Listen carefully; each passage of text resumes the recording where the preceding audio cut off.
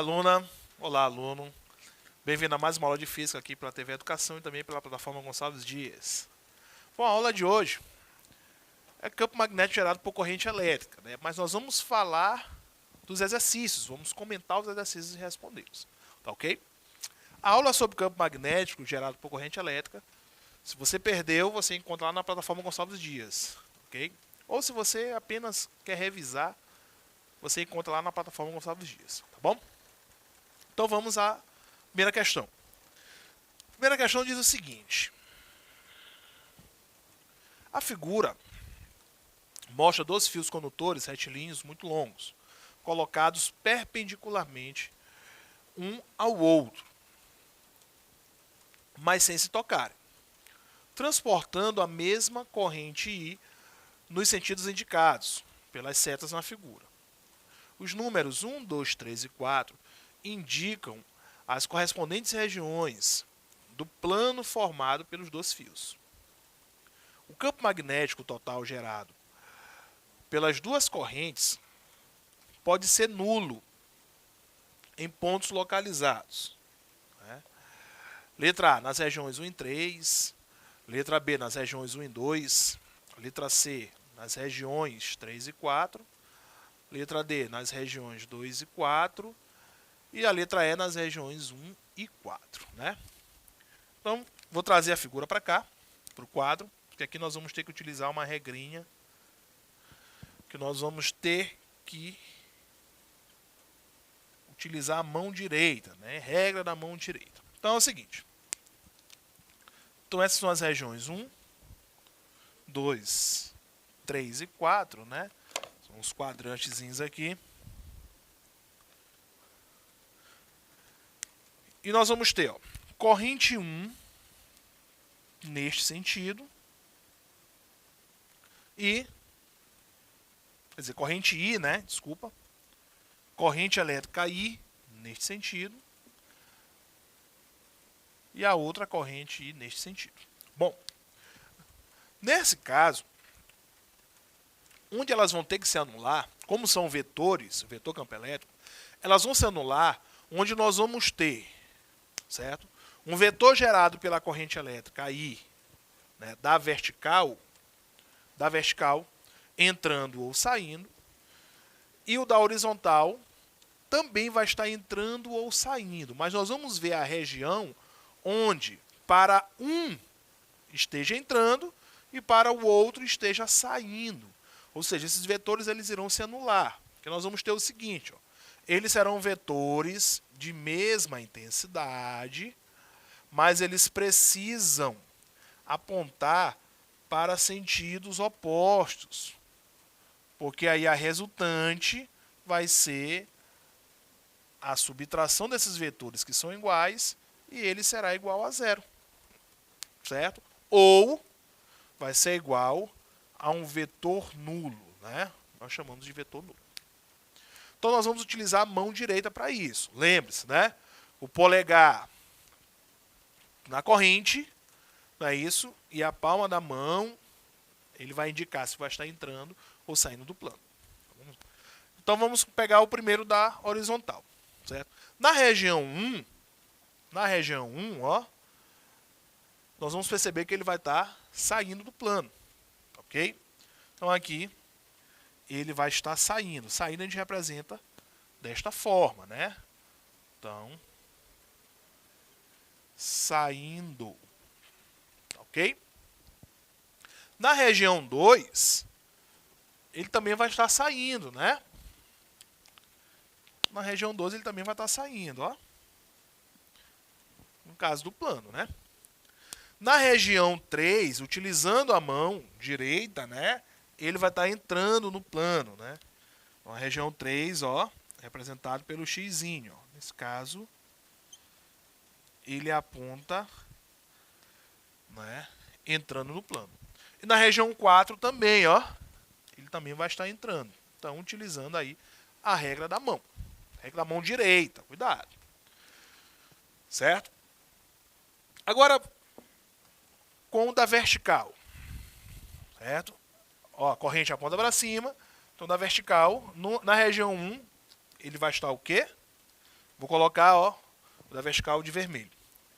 Ele vai estar entrando, certo? Na região 2, ele vai estar saindo, ó. Está saindo. Na região 3, ele também vai estar saindo, ó. Na região 3. E na região 4, ele vai estar entrando. Ou seja, nós vamos observar, quando nós tivermos aí, na mesma região, uma bolinha e o X, né? O pontinho e o X. Então preste bem atenção. No caso da região 2, ó, vai estar saindo para ambos os fios, certo? Neste caso, a resultante é dado pela soma entre os campos. E a soma entre os campos vai ser diferente de zero, né? Então, neste caso, a resultante ela é diferente de zero. A resultante tem que ser igual a zero. A mesma coisa eu observo aqui, ó, na região 4. Não é? Ambos vão estar entrando, né? Esse ambos vão estar saindo, na 4 ambos vão estar entrando. Então a resultante também será igual à soma dos campos. Então a resultante vai ser um valor diferente de zero. Nós queremos que seja igual a zero, né? Se nós olharmos na região 1 e na região 3, percebam o seguinte, ó, saindo e entrando. Ou seja, ele vai contemplar a minha situação. Estão apontando para sentidos opostos. Então, neste caso, a resultante vai ser dado pela subtração, né, dos vetores. No caso, vai ser igual a zero, porque os vetores são iguais. Então, a região 1, certo? A exemplo da região 3 também, nós temos a resultante igual a zero. Então, resposta só pode ser a letra A. Regiões 1 e 3. Ok? Viram como é bem fácil? Muito simples. Ok? Utilizando a regra da mão direita, tudo fica bem mais simples, né? Então vamos para a questão 2. A questão 2 diz o seguinte. A figura ilustra dois fios condutores retilíneos, muito longos, né? No caso, o fio 1 e o fio 2, né? Que são paralelos entre si. Os fios estão situados no plano do papel e são percorridos por correntes elétricas constantes, de sentido I, não é? De intensidade I, desculpa, e sentidos opostos. Sabe-se que o ponto P é equidistante dos fios. Com relação a tal situação, assinale a afirmativa correta. Não é? Então vamos lá. Então eu vou desenhar aqui os fios. Eu vou passar para cá, para poder a gente analisar melhor. Então este é o ponto P. O ponto está equidistante, ou seja, a distância do fio 1 até o ponto P é a mesma distância do ponto P até o fio 2. Certo? Então neste caso, eu vou ter a corrente apontando para cima, no fio 2, e no fio 1, a corrente apontando para baixo, né? Ok? Então vamos ver as alternativas. Letra A. O campo magnético total no ponto P é paralelo ao plano do papel apontando para o fio 1. Né? Letra B. O campo magnético total no ponto P é paralelo ao plano do papel, apresentando a mesma direção e o mesmo sentido que a corrente elétrica que passa no fio 2. Letra C. O campo magnético total no ponto P é perpendicular ao plano do papel, apontando para fora, né, do mesmo. A letra D. O campo magnético total do ponto P é perpendicular ao plano do papel, apontando para dentro do mesmo. Né? E letra E. O campo magnético total no ponto P é nulo. Então vamos ver aqui. Vamos utilizar novamente a regra da mão direita, para a gente saber. Certo? Então eu vou colocar aqui, ó, no fio 1, começar pelo fio 1, certo? No fio 1, ele aponta para baixo, né? Então, lá no sentido de P, tá ok? Então, para baixo, utilizando a regra da mão direita, certo? Então, no sentido de P, nós vamos ter o seguinte, ó. Para baixo, certo? Ele vai estar saindo, não é isso? Então, no fio 1, vou colocar o fio 1 de azul, tá bom? Ele vai estar saindo do plano, certo? Então, essa é referência ao fio 1. Para o 2, certo? Para o 2, 2 em direção ao ponto P, ele também vai estar o quê? Saindo, né? Então, o 2 eu vou colocar aqui de vermelho, ó. Ele também vai estar saindo. Ou seja, o campo magnético, a resultante do campo magnético, ele vai ser igual, não é, ao campo magnético gerado pelo fio 1, somado ao campo magnético gerado pelo fio 2. Ou seja, ele vai ser um valor diferente de zero, certo? Ele vai ser um valor diferente de zero, então a letra E não pode ser. E ele vai estar saindo do plano. Além disso, ele vai estar saindo do plano. Ok? Bem como apontou a regra da mão direita.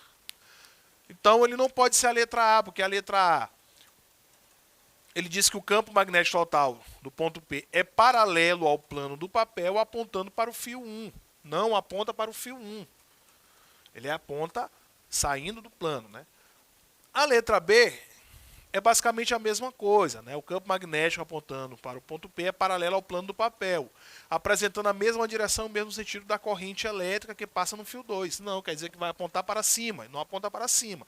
Ele sai do papel, né? Resposta correta é a letra C. A letra C, ele fala, né, que o campo magnético total no ponto P é perpendicular ao plano, e realmente é perpendicular, ok? Porque nós temos o plano e nós temos o campo saindo, então nós vamos ter um ângulo de 90 graus entre o plano, que é o nosso quadro aqui, né? No caso o papel de vocês, e o campo, tá certo? Então esse vetor, ele vai estar saindo, né? Então ele é perpendicular ao plano, apontando para fora, saindo do plano, tá ok? Então como se nós tivéssemos aqui a ponta, né? Então a ponta do pincel, ele vai apontar se está saindo ou se está entrando, certo? Ele como se fosse a ponta de uma flecha. Então, ele vai estar saindo do plano, apontando para fora do plano. Ok? No caso, a letra D, ele diz que o campo magnético total no ponto P é perpendicular ao plano do papel, ok? Apontando para dentro do mesmo, não é para dentro, é para fora. Certo? E no caso da letra E, nós já analisamos, né? Vimos que está incorreto, porque ele não pode ser nulo. Então, resposta a letra C, né? Bem facinho. Questão 3. Um fenômeno físico bastante conhecido é o fato de a agulha de uma bússola poder ter direção alterada quando a bússola é colocada próximo a um fio condutor retilíneo longo, ligado a uma pilha em um circuito fechado. Com relação a essa situação, assinale as alternativas, né, ou a alternativa correta. 1. O ângulo de deflexão da agulha da bússola independe da DDP fornecida pela pilha. Bom, no caso da 1, gente, é o seguinte. O campo magnético, né, que é a questão 3, que é gerado por um fio condutor, né, por uma corrente elétrica, ele tem a seguinte característica. Ó. É a constante vezes a corrente, 2 vezes π vezes a distância, né? Ok? Então é o seguinte, ele tem uma dependência com a corrente elétrica. Corrente elétrica, certo? Pela segunda lei, pela primeira lei de Ohm, a gente vê que ela tem uma dependência, a corrente tem uma dependência com a DDP, certo? Ou seja, quanto maior o DDP, maior a corrente, né? São grandezas diretamente proporcionais. Ou seja, se o campo tem uma dependência com a corrente tem uma dependência com a DDP, então o campo e a DDP, eles têm aí uma certa dependência. Então a primeira ela não pode estar correta, ela está incorreta. somente por conta disso. 2. O ângulo de deflexão da agulha da bússola independe da distância bússola-fio do condutor. Certo? Gente, o campo magnético, mais uma vez, ele tem uma dependência com a distância. É inversamente proporcional à distância. Isso quer dizer o seguinte, que quanto maior é a distância, menor é o nosso campo. É a intensidade do nosso campo. Certo? Então, se eu coloco uma bússola próxima do fio, certo? Ela vai marcar diferente quando eu coloco uma bússola distante do fio. Certo? A gente vai conseguir ver que o fenômeno magnético ele diminui. Tá certo? Então, na verdade, ele depende, né? Não tem uma independência, ele depende sim. 4. O valor do ângulo de deflexão da agulha, da bússola, é calculado com o emprego do fator de Lenz. Certo? Bom, ele não é feito através da lei de Lenz. Certo? Ele é feito através do experimento de Wested. Tá, ok? O 8 foi a observação deste fenômeno que levou o físico Hans Christian Wested a concluir que a corrente elétrica pode gerar um campo magnético. Ok, a 8 está verdadeira, né? Então a 8 é verdadeiro. É justamente esse experimento da bússola próximo ao fio condutor, atravessado por corrente, que deu o pontapé aí para os estudos do eletromagnetismo.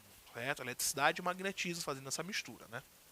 16. O fenômeno que provoca a deflexão da agulha da bússola é de origem eletromagnética? Sim, é de origem eletromagnética. Tanto foi o pontapé inicial para o eletromagnetismo.